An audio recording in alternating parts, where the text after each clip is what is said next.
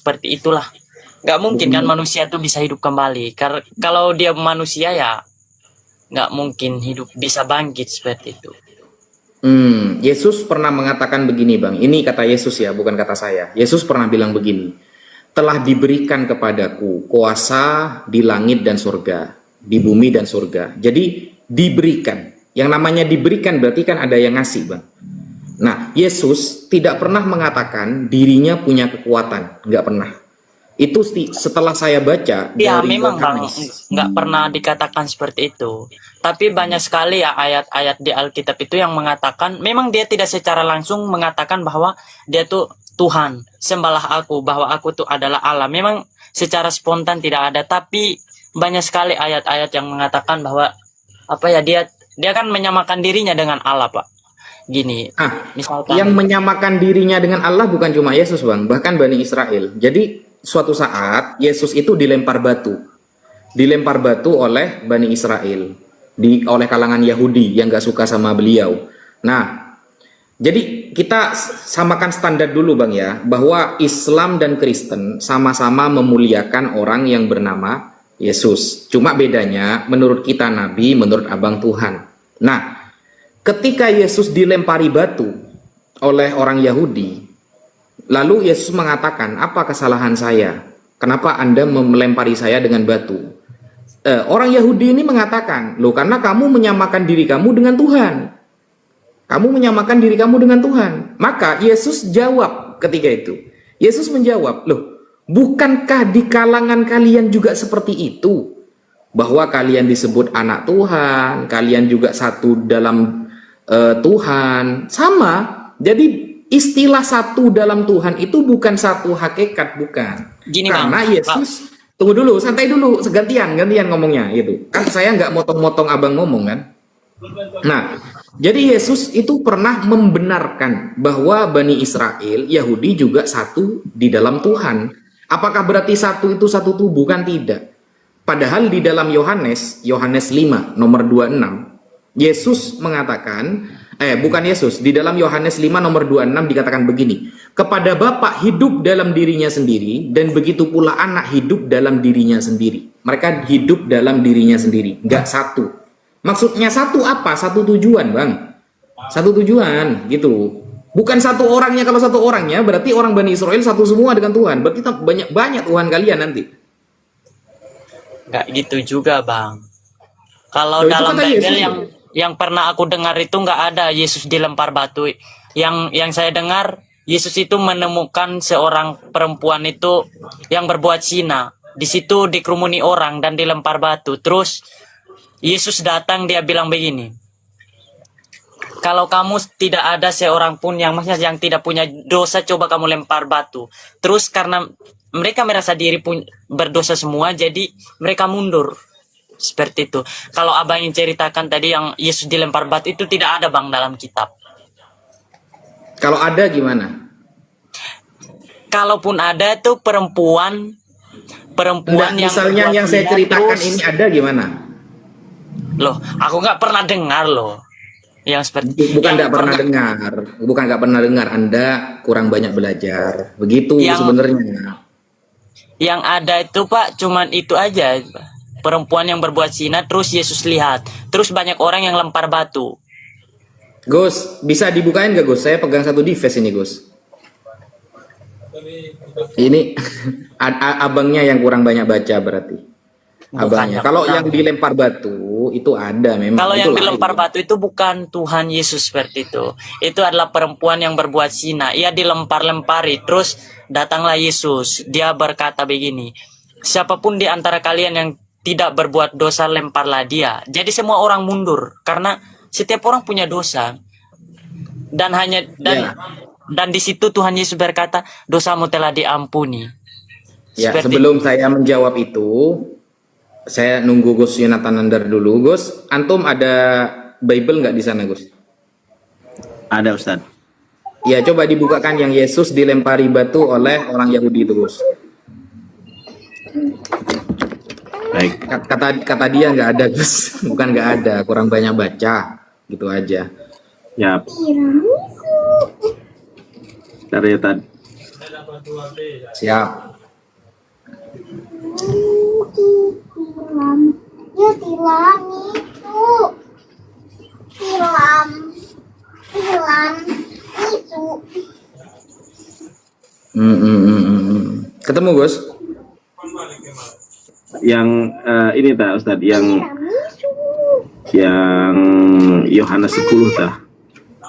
Itu kalau nggak salah di Yohanes. Ya, di Yohanes. Yang Yesus dilempari batu karena menyamakan dia dengan Tuhan. Karena dia menyamakan diri dengan Tuhan, ya. Oleh orang-orang Yahudi. Sudah.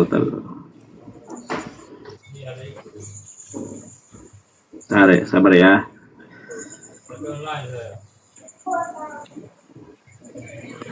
Yohanes 10 nomor 30. Oh, Yohanes 8, Yohanes 10 31. Iya.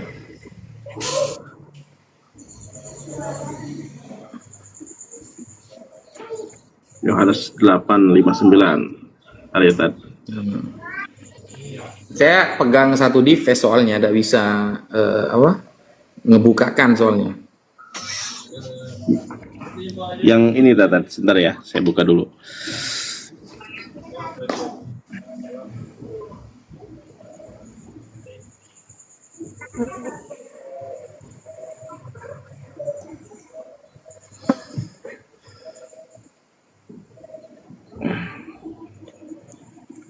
Lalu mereka mengambil batu untuk melempari dia. Yang ini bukan, Tad? Coba Yohanes 8 nomor 59 coba. Ini Yohanes 8:59. Kalau Yohanes Hadis 10 kepada 31. mereka, aku berkata kepadamu, Sabar. sesungguhnya sebelum Abraham aku telah ada. Itu kan Yesus sudah bilang, sebelum Bukan, Abraham bukan. ada, Sabar, dia sabar. sudah Bukan, ada. sampai Berarti dia dulu. Tuhan. Bukan ini, Santai dulu. sabar Ini, ya. Sabar dulu, sabar. ini karena saya nggak punya dua device ini. Kalau saya punya dua device enak. Oh, ini nih. Nah, betul itu. Sekali Sekali lagi lagi, orang-orang Yahudi mengambil batu untuk melempari Yesus. Kata Yesus kepada mereka, mana? Ya itu. Kata Yesus kepada mereka, banyak pekerjaan baik yang berasal dari Bapakku, yang kuperlihatkan kepadamu. Pekerjakan manakah di Pekerjaan, bukan pekerjakan. pekerjakan manakah di Pekerjaan, antaranya bukan yang menyebabkan pekerjakan. kamu akan melempari aku? Nah, jawab orang Yahudi itu. Bukan karena suatu pekerjaan baik, maka kami mau melempari engkau, melainkan engkau, ya, karena engkau menghujat Allah dan karena engkau sekalipun hanya seorang manusia saja menyamakan dirimu dengan Allah. Nah, dilempari batu nih sama orang Yahudi karena menyamakan Terus? diri dengan. Kata Yesus kepada mereka, tidakkah ada tertulis dalam kitab Taurat kamu? Aku telah berfirman, kamu adalah Allah. Nah, dikembalikan sama Yesus. Orang Yahudi juga bisa disebut Allah, gitu loh. Jikalau mereka kepada siapa firman itu disampaikan disebut Allah, sedang kitab suci tidak dapat dibatalkan. Jadi orang Yahudi dengan Yesus sama-sama bisa dipanggil Allah, kata Yesus. Jadi itu bukan maksudnya bersatu tubuhnya, bukan, tapi satu tujuannya. Itu bang, nggak gitu juga sebenarnya. Enggak gitu juga gimana, kan ayatnya sudah jelas kok. Enggak gitu juga, kata kamu enggak ada ayatnya. Di awal kamu bilang enggak ada ayatnya kan. Bukan enggak ada. Kamu baru belajar. Saya meskipun orang Islam, Mas, saya sudah 5 tahun belajar Bible. Saya sudah 5 tahun. Kamu mungkin nggak bisa baca Yunaninya, saya bisa baca Yunaninya. Ya Ayo. sih nggak bisa. Nah, kamu berapa tahun jadi orang Kristen nggak bisa baca Yunani, gitu loh. Beda dengan saya yang orang Islam langsung belajar original teksnya. Makanya jangan bilang nggak ada. Tapi belum pernah saya baca. Itu enak. Karena Yesus itu ketika dilempar batu, gara-gara dia menyamakan diri dengan Allah, aku dan Bapak satu, dilempari batu nih sama Yahudi. Setelah dilempari batu, Yesus jawab, loh kamu kan juga disebut dengan Allah, sama dengan aku, gitu loh. Maksudnya itu yang disebut kayaknya yang umat pilihan seperti itu kan, Israel kan umat pilihan Allah seperti itu. Ya, berarti Israel Tuhan kamu juga. Enggak lah. Lah kan katanya kalau menyatu dengan Allah berarti Tuhan katanya. Gimana sih?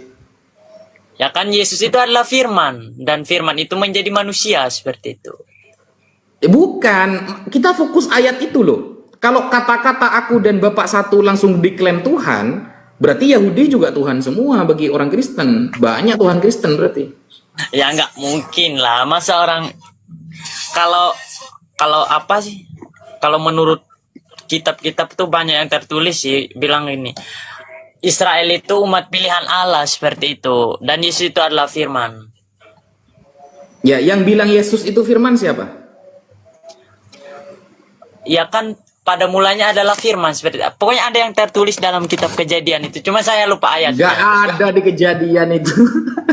Kejadian itu tidak mungkin menerangkan tentang firman Yesus jadi firman apa? Firman jadi manusia, gak ada di Kejadian itu. Gak ada. Di Kejadian itu kalau mau dibaca dari ayat 1, Wayaumer Elohim, gitu itu. Jadi gak ada kalimatnya menggunakan Wayaumer. Kalau Wayaumer itu kalau dalam Yunani itu Eipen. Sedangkan Yesus itu Logos. Logos kalau dalam Ibrani itu Davar. Itu beda. Oh berarti gitu ya bang.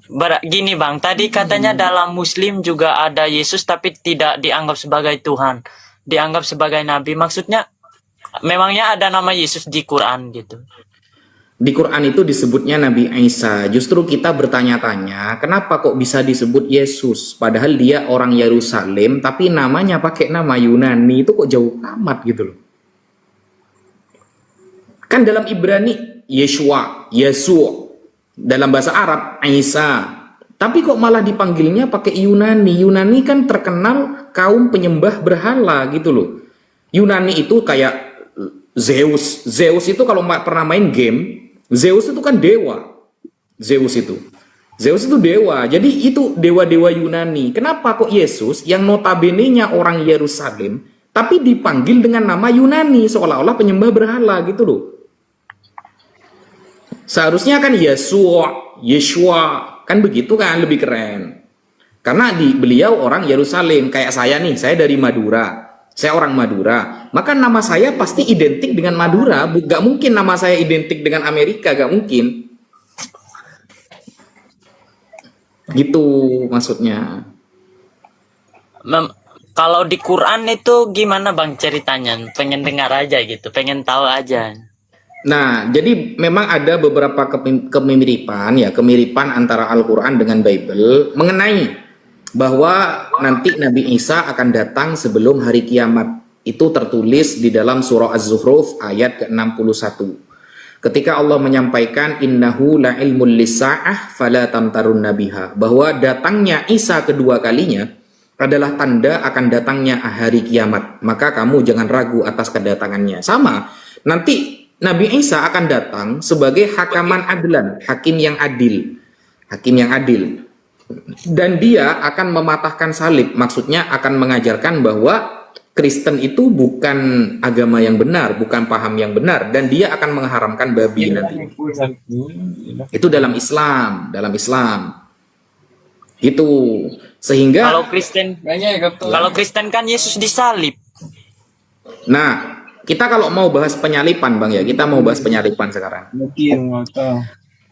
Misalnya saya minta saksi murid-murid Yesus yang melihat Yesus disalib itu siapa? Coba misalnya saya tanya seperti itu. Banyak bang, maksudnya kan 12 Coba muridnya seperti sebutin. Petrus. Di mana ayatnya? Ada? Ya kan pas penyalipan itu memang ada. Aku juga nggak ada kitab sini bang masalahnya nih. Iya, Coba ada karena enak ceritanya. Karena nggak ada. Murid-murid Yesus tuh lari ketika dia disalib. Semuanya lari bang. Itu tertulis dalam Bible Anda, tertulis bahwa murid-murid Yesus ketika Yesus disalib itu lari. Nggak ada yang jadi saksi mata waktu itu. Nggak ada yang saksi mata. Sehingga saya curiga siapa sebenarnya yang menjadi saksi Yesus itu disalib dari murid-muridnya. Yang namanya saksi semakin banyak kan semakin kuat. Yang namanya saksi semakin banyak semakin kuat kan begitu kan. Setelah bangkit dia kan bertemu dengan murid-muridnya gitu bang. Makanya murid-muridnya jadi saksi seperti itu. Enggak, saksi waktu disalibnya. Waktu disalibnya seperti Petrus, Santo Petrus. Coba di mana? Dia kan ada. Di mana ayatnya coba? Di sini nggak ada kitab bang. Sebenarnya asik nih cerita sama abang. Iya, kalau di Al-Quran kan begini bang. Di Al-Quran itu tertulis di dalam surah An-Nisa ayat 157 atau 156. Ketika Allah mengatakan, wa qaulihim inna qatalnal masiha Isa bin Maryam wa ma qataluhu wa ma salabuhu walakin syubbiha lahum. Perkataan mereka yang mengatakan Yesus disalib, Nabi Isa disalib, itu adalah perkataan dusta. Mereka sebenarnya nggak yakin bahwa Yesus disalib. Wa ma qataluhu yakinan. Kenapa? Karena hakikatnya Yesus tidak disalib dan Yesus tidak dibunuh. Kenapa saya katakan seperti itu? Karena saya lebih percaya tidak disalib, Bang. Saya lebih percaya tidak disalib. Kenapa? Ketika ada di tiang salib, Yesus itu berteriak. Dia berteriak begini, Bang. Dia berteriak begini. Eloi, Eloi lama sabakhtani. Ilahi lima taroktani. Wahai Tuhanku, kenapa engkau meninggalkan aku? Bayangkan. Yesus ketika disalib, dia teriak. Kenapa engkau meninggalkan aku, Tuhan? Padahal dia bagian dari Tuhan, kata Anda. Katanya dia firman Tuhan. Katanya dia menyatu dengan Tuhan. Kenapa dia teriak, kenapa engkau meninggalkan aku, Tuhan? Berarti bukan Yesus itu, Bang. Itu orang yang diserupakan oleh Tuhan dengan Yesus. Kalau Yesus nih, jangankan disalib, Bang. Dunia ini, pohon ara dikutuk bisa, Bang. Yesus itu diceritakan di dalam Bible mengutuk pohon ara. Pohon ara itu dikutuk, itu langsung hancur. Apalagi cuma menghancurkan orang-orang yang akan menyalib dia. Maka tidak masuk akal kalau Yesus yang dia adalah sebagian dari Tuhan, dia sudah menyatu kepada Tuhan katanya, dia sang firman, ketika disalib dia teriak, kenapa engkau meninggalkan aku Tuhan? Kan tidak masuk akal. Loh, bukannya kemarin-kemarinnya dia memang Tuhan? Paham gak sih? You understand? Iya. Kan tidak masuk akal kan, Bang? Gak masuk akal gitu loh. Gak masuk akal. Sehingga Al-Quran dan Bible ini bertentangan, Bang. Al-Quran bilang dia nggak disalib, tapi yang disalib adalah orang yang berkhianat, yang menyerupakan Tuhan menyerupakan pengkhianatannya itu jadi Yesus, akhirnya dia yang disalib. Yang Bible mengatakan dia disalib. Nah, cuma di dalam Bible ketika proses penyalipan, murid-muridnya semuanya kabur, nggak ada yang menyaksikan. Karena saat itu kepemerintahan dikuasai Romawi. Dan orang Romawi ketika itu memang kuat. Sehingga murid-muridnya kabur. Gak ada yang menyaksikan. Selain tidak ada yang menyaksikan, dia teriak, Bang. Kenapa engkau meninggalkan aku, wahai Tuhan? Loh, dia kan Tuhan gitu loh. Dia kan bagian dari Tuhan. Kenapa kok ngomong gitu? Kalau itu sering sih diceritain sama pastor atau pendeta bilang gitu. Kenapa dia berteriak? Karena dia ingin menunjukkan kepada manusia bahwa kasih Allah itu besar, sangat besar pada manusia gitu, Bang. Gak masuk akal alasan itu, Bang. Gak masuk akal. Kalau memang itu menunjukkan kasihnya, seharusnya ketika dia disalib, dia mengatakan bahwa dengan tersalibnya aku, maka aku tebus semua dosa kalian. Kan seharusnya gitu kan. Tapi ternyata dia teriak itu karena takut, Bang. Dia waktu dikejar, ya sebelum malam Paskah, setelah malam Paskah, malam terakhir, dia berkumpul dengan murid-muridnya. Dia dikejar oleh orang Romawi. Lalu ada satu muridnya yang berkhianat, ya satu muridnya yaitu Yudas. Yudas itu berkhianat, menjual Yesus dengan 30 dirham, 30 perak. Ya, Yudas berkata kepada musuh, kalau nanti ada orang yang aku peluk, aku cium, berarti dia yang bernama Yesus. Disogok oleh Romawi si Yudas. Akhirnya Yesus ditangkap. Nah, tapi Bang pas ada maksudnya murid Yesus tuh merontak, dipotong telinganya tuh apa ya, penjahat, terus Yesus giniin kan telinganya kembali normal gitu kan. Itu menunjukkan bahwa dia itu Allah seperti itu. Dia menunjukkan bahwa kasih terhadap manusia itu sangat besar seperti itu, Bang. Sehingga dia rela apapun untuk manusia. Bang, semua nabi itu punya kekuatan, Bang. Apakah semua nabi Tuhan? Enggak. Musa, misalnya. Musa itu tongkatnya bisa jadi ular beneran, bukan ular sihir. Apakah dia kemudian Tuhan? Tidak. Adam lahir tanpa ayah dan ibu. Apakah dia Tuhan? Tidak. Musa bisa membelah lautan, laut merah dibelah. Ditenggelamkannya Fir'aun dengan bala tentaranya. Apakah dengan kekuatan hebatnya dia disebut Tuhan? Enggak. Setiap nabi punya mukjizat masing-masing. Dan mukjizat itu pemberian dari yang mengutus dia. Bukan dari kekuatan dia, bukan. Tapi karena dia menjadi utusan, dia dikasih kekuatan. Nah, kekuatannya memang berbeda-beda. Musa itu bisa puasa 40 hari 40 malam tanpa rasa lapar. Tapi Yesus mencoba puasa 40 hari, di ayat di dalam Yohanes dikatakan dia lapar, kelaparan. Mau niru Musa gak bisa. Akhirnya kelaparan dia selama 40 hari 40 malam. Nah, berarti kan setiap nabi, setiap utusan itu punya kekuatan masing-masing, tergantung siapa musuhnya. Nah, Musa diselamatkan oleh Allah dari kejaran Fir'aun. Nabi Nuh diselamatkan oleh Allah dengan bahtera. Adam diselamatkan oleh Allah dari ini. Semua nabi diselamatkan oleh Allah. Kenapa hanya Yesus yang tidak diselamatkan? Kan tidak masuk akal. Bukankah Yesus juga utusan? Dia kan Kenapa Tuhan, kok Bang. Jadi nggak mungkin ada lagi yang menyelamatkan dia. Maksudnya kan pas dia berpuasa kan dicoba iblis seperti itu. Iblis itu menyuruh dia memperlihatkan semua kekayaan yang ada di dunia ini untuk asalkan dia menyembah apa? Menyembah dia, menyembah itu setan. Karena Yesus Tuhan, dia berkata tidak ada tertulis bahwa manusia itu harus hidup dari roti saja seperti itu. Jadi enyahlah iblis itu seperti itu, Bang. Ya. Dan kasus penyalipan ini mencurigakan loh, Bang. Ini ya. Ini saya buka. Ini saya buka di dalam penulis, Bang. Ini buku yang pernah saya tulis. Ini ya, ini nama saya, Muhammad Fuad Abdul Wafi, namanya Jawaban Tuntas Fitnah Terhadap Islam, tema jilid 1 Ketuhanan. Saya membahas tentang penyalipan di sini, Bang. Ada hal yang sangat mencurigakan bahwa yang disalib itu memang bukan Yesus. Ini ya. Perbedaan waktu penyalipan, ini halaman 213, Bang. Coba perhatikan, Bang. Ini sangat tidak masuk akal kalau memang Yesus yang disalib. Kenapa? Ini ya. Perbedaan perkataan terakhir Yesus. Markus mencatat seruan Yesus waktu di atas salib apa? Eloi, Eloi, lama sabachthani. Atau ya Tuhanku, kenapa engkau meninggalkan aku? Padahal dia Tuhan. Dia bagian dari Tuhan. Kenapa kok teriak begini? Kan tidak masuk akal. Lukas menuliskan kata-kata terakhir Yesus ketika disalib apa? Ya Bapa, ke dalam tanganmu kuserahkan nyawaku. Seolah-olah ada dua oknum, ada bapak, ada hamba yang akan menyerahkan nyawanya kepada sang bapak yang tak memiliki nyawa. Yohanes menyebutkan beda. Sudah selesai, kata Yohanes. Perkataan terakhir Yesus ini beda-beda. Kenapa kok beda-beda? Karena Markus, Lukas, sama Yohanes gak ada di tempat eksekusi waktu itu. Mereka gak ada di tempat eksekusi, makanya mentafsirkannya beda-beda. Nah, kemudian kalau kita cek ya, Injil Markus menyatakan bahwa Yesus disalibkan pada jam ketiga. Jam ketiga itu berarti pukul 9 pagi. Itu tertulis dalam Markus 15:25. Tapi Injil Yohanes menyebutkan, ini Markus ya, jam 9 pagi, kata Markus disalibkan.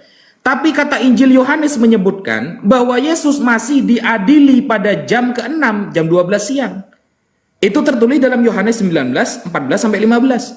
Nah, ini yang benar yang mana? Karena begini, ada yang mengatakan jam 9 pagi, sudah selesai. Penyalipan sudah selesai semua, jam 9 pagi. Tapi kata Yohanes jam 12 siang belum selesai, masih ada di penghakiman, masih ada di pengadilan gitu loh. Ini kan karena ceritanya simpang siur antara penulis Injil, antara penulis Bible, maka Al-Quran secara tegas dia tidak disalib karena tidak ada saksi mata, tidak ada bukti yang nyata atas penyalipannya. Yohanes sama Markus saja gontok-gontokan. Yang satu bilang jam 9 sudah selesai, yang satu jam 12 siang belum selesai, masih penghakiman. Dan saat itu tercatat secara tegas dalam Bible bahwa murid-murid Yesus tidak ada di tempat eksekusi ketika dia sedang dieksekusi, gak ada. Semuanya kabur. Kita kalau main ilmiah seperti itu, kalau Al-Quran kan tegas kan, Al-Quran cuma satu narasi, dia nggak disalib. Kenapa? Musa diselamatkan, Nuh diselamatkan, Daud diselamatkan, Salomo diselamatkan, Abraham diselamatkan, maka Yesus pun wajib diselamatkan. Kenapa? Mereka Nabi Muhammad diselamatkan juga, Pak. Ya jelas Nabi Muhammad ketika dalam peperangan itu diselamatkan perang Badar ya. Perang Badar itu 313 melawan ribuan. Apakah diselamatkan? Diselamatkan, menang Nabi Muhammad. Siapa yang mengangkat Muhammad sebagai nabi, Pak? Ya Allah lah, masa Pak RT? Maksudnya ada yang tertulis di Al-Quran gitu kan?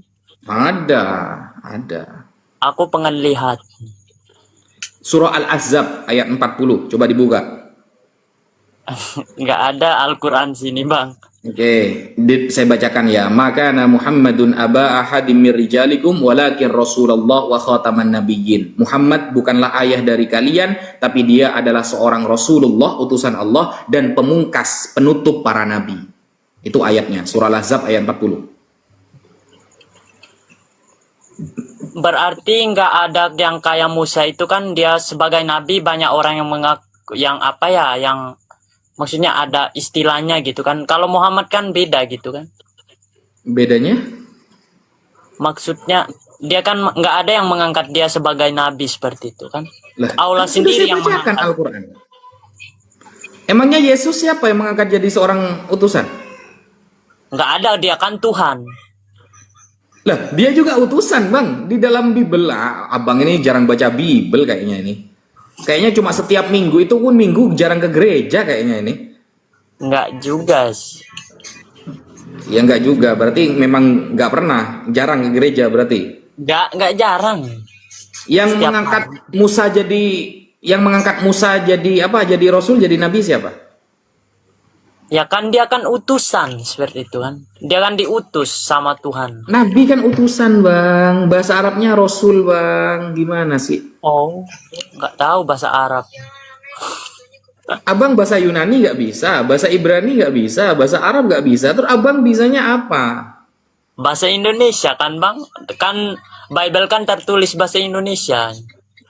Abang nggak pengen penasaran kenapa diterjemahkan Indonesia langsung percaya begitu kepada terjemahannya? Ya nggak penasaran lagi, kan udah jelas gitu kan. Oke, tidak apa-apa. Kalau menurut abang itu abang langsung percaya, ya di dunia yang penuh tipu-tipu seperti ini langsung percaya kepada terjemahan, ya nggak apa-apa, terserah. Tapi kalau saya umat Islam tidak diajarkan begitu, Bang. Ketika Al-Quran diterjemah, maka kita wajib belajar bahasa Arabnya. Makanya Sayyidina Umar mengatakan, ta'allamul arabiyyah fa innaha min dinikum. Belajarlah bahasa Arab karena bahasa Arab merupakan bagian dari agama kalian. Sehingga ketika Al-Quran ada kesalahan terjemahan, kita bisa tahu. Karena kita fokus ke bahasa Arabnya. Karena penerjemahan itu pasti bisa salah, Bang. Itu yang bikin manusia, bukan Tuhan.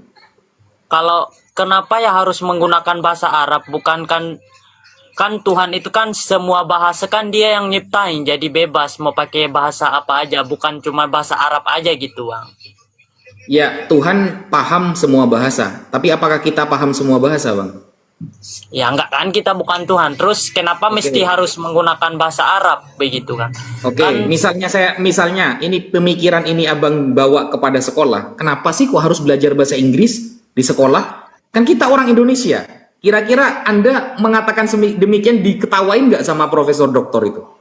enggak, maksudnya gini, Pak. Kan agama Muslim kan besar gitu kan. Semua umatnya juga menggunakan bahasa Arab. Kenapa mesti Jadi, kan jadi- Tuhan itu kan tahu semua bahasa, jadi mau gunakan bahasa apa aja kan sebenarnya bisa. Kenapa mesti Arab gitu? Ya, agar kita tidak tertipu dengan terjemahan, Bang. Agar kita bisa membedakan mana terjemahan yang benar, mana terjemahan yang nggak benar. Sehingga itu sangat menyelamatkan kita yang belajar bahasa Arab untuk memurnikan bahasa asli yang datang dari seorang Rasul. Kalau abang begini misalnya, datang ke Tapi SD. Bang, nggak semua dulu. juga tuh umat Muslim paham bahasa Arab. Ada juga Nggak yang semua. ditanya juga nggak tahu. Agak semua, tapi semua ulama Islam paham bahasa Arab. Jadi Al-Quran, ini hebatnya Al-Quran, Bang, daripada Bible. Kenapa saya memilih Islam? Di Al-Quran itu ada kata-kata begini, Bang.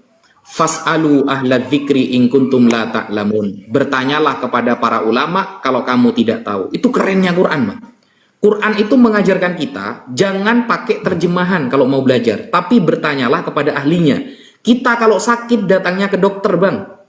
Bukan kita menebak-nebak obat hanya membaca labelnya saja, bukan. Kita yakin dokter itu lebih ahli karena dia yang sekolah, dia yang belajar. Makanya ketika dokter mengatakan Promak adalah obat untuk lambung, kita percaya dia ahlinya. Dan Al-Quran mengajarkan itu. Bertanyalah kepada ahlinya kalau kamu nggak tahu. Bukan buka-buka terjemahan sendiri, padahal terjemahannya itu kita nggak tahu salah apa benar. Itulah pentingnya belajar bahasa. Makanya di SD, Bang, ada bahasa Inggris, ada bahasa daerah. Apa gunanya sih, kan kita orang Indonesia, ngapain belajar bahasa Inggris? Karena orang nanti setelah sekolah, ada yang tugasnya sekolah di luar negeri, ada yang dia akan belajar menjadi traveling atau yang lain. Nah, untuk bahasa Arab, apa sih gunanya? Kan kita orang Indonesia, ngapain belajar bahasa Arab? Untuk kita tahu agama kita masih murni dan tidak ada campur tangan dari manusia untuk bisa menyalahkannya. Begitu, Bang. Jadi gini Bang, agama Muslim itu kan awalnya katanya juga dari Abraham gitu kan. Abraham kan nggak gunakan bahasa Arab juga.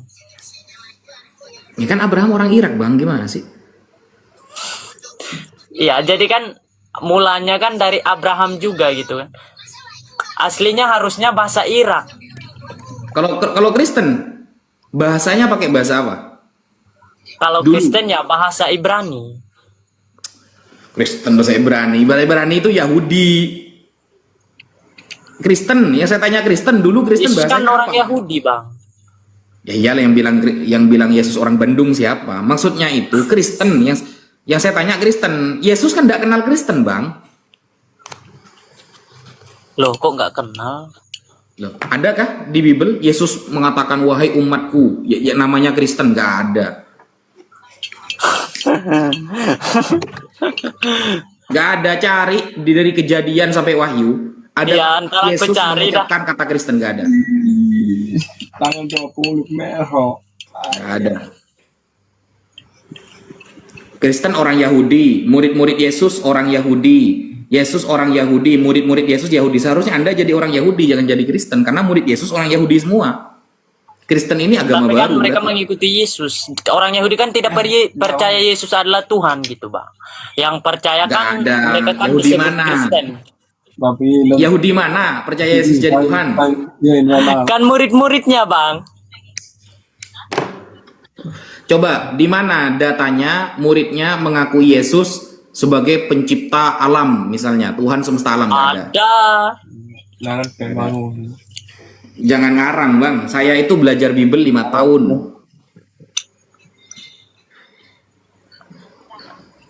Ada tuh yang apa, pokoknya salah satu murid Yesus, engkau adalah Mesias, Tuhan. Seperti itu perkataannya. Kan otomatis kalau dia bilang Tuhan ya otomatis dia yang menciptakan semua yang ada di dunia gitu. Menciptakan, wan dia puasa 40 hari kelaparan, dia mau menciptakan. Gimana Bang mau kelaparan, dia aja dicobai iblis nggak mampan. Ini ada yang Gus Yonatan. Aman Ustadz, aman. Terus? Lanjut, gas. Saya ada, Aman. Ini live-nya ada yang ngelaporin. Aman Ustadz, aman. Oh, aman ya. Aman, lanjut. Kayaknya nggak ada Ya, seprofot sepertinya- lagi. Aman. Sepertinya Abang harus banyak belajar lagi karena agama ini tidak sempit, Bang. Jadi kalau Abang jadi orang Kristen itu tidak Kristen beneran, maka Abang nggak akan bisa tahu mana yang benar, mana yang enggak. Karena di sekarang banyak orang Kristen itu terjangkit LGBT, banyak orang Kristen terjangkit perzinahan, banyak orang Kristen terjangkit narkoba dan lain sebagainya. Jadi Kalau itu juga Bang terjadi di Muslim juga, bukan cuma di Kristen. nah, gini Bang, yang mengajarkan itu kalau kita lihat sejarah Bang, itu adalah dari kalangan orang Kristen, oknum-oknumnya, sehingga Abang harus benar-benar fokus kepada Kristen itu, jangan cuma ke gereja setiap minggu tapi setelah itu selesai, gak pernah dibuka lagi kitab sucinya gitu loh. Tapi kan yang Abang bilang tadi itu kan bukan cuma di Kristen aja, bahkan di Muslim juga banyak yang terjadi di pondok pesantren, dicabuli gitu kan.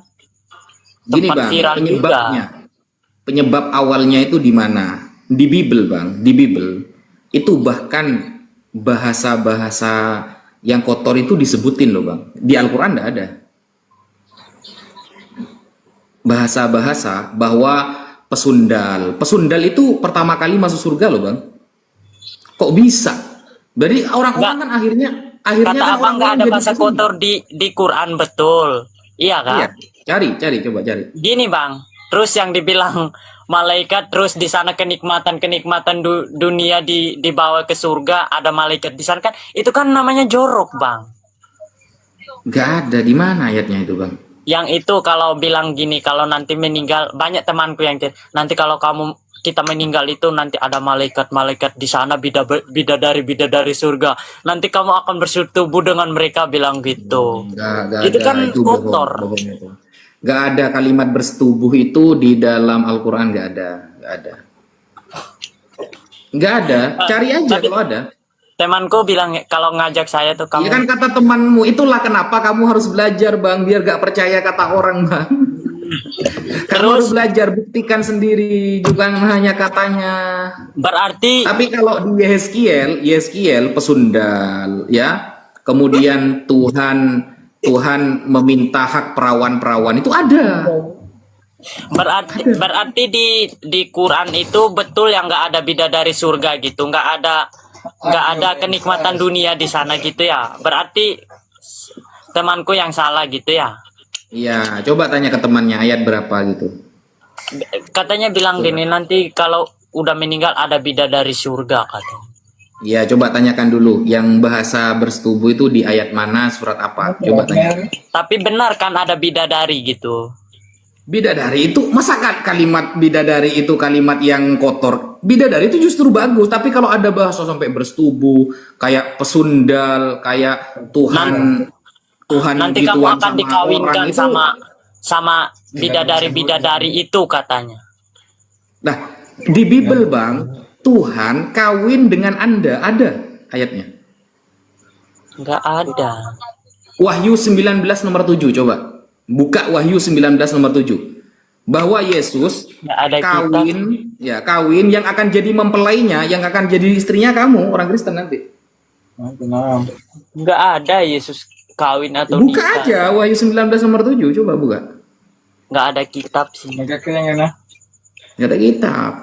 Anda nanti akan jadi istri Yesus, Bang. Nggak ada gitu. Yesus kan Nggak ada. Tuhan. Kamu bilang nggak ada terus karena kamu nggak pernah belajar. Tapi banyak loh yang bilang, bahkan ada tuh si Ustadz Abdul Somad kalau nggak salah, aku nonton juga bilang nanti ada bidadari surga di sana. Sebutkan ayatnya, ayat berapa. Kan saya ada Al-Quran nih, ayat berapa, surat apa, kan enak kan. Biar nggak kata-katanya terus. Tapi kalau saya langsung sebutkan Wahyu 19 nomor 7, Anda akan jadi istri Yesus nanti. Di sini nggak ada Bible bang. Ya itulah. Ya udah bang, oke dulu ya, udah ngantuk juga nih. Siap. Makasih ya bang. Ya, sama-sama. Oke, nanti lain kali lagi kalau ada waktu, kalau ada Bible juga baru saya naik lagi gitu.